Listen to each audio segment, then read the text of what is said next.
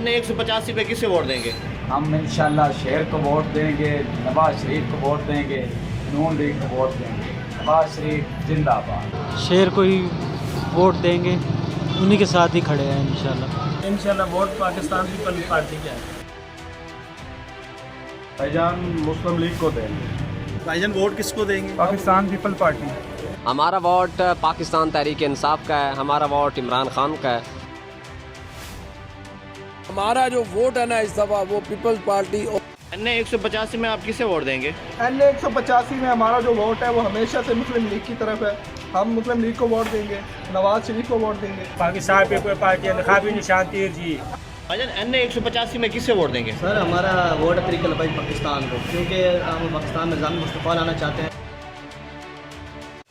फैसला ज़मीर का, वोट बेनज़ीर का। वोट तो इंशाल्लाह शेर का, महमूद कादिर खान को हमने जितवाना है हर हाल में, और हम अपने कायद के साथ इंशाल्लाह वफ़ादारी करेंगे। मेरे दोस्त भी हैं यूनिवर्सिटी में जो मेरे साथ पढ़ते हैं, और मेरे सब घर वाले इंशाल्लाह हम सब वोट नून लीग को देंगे।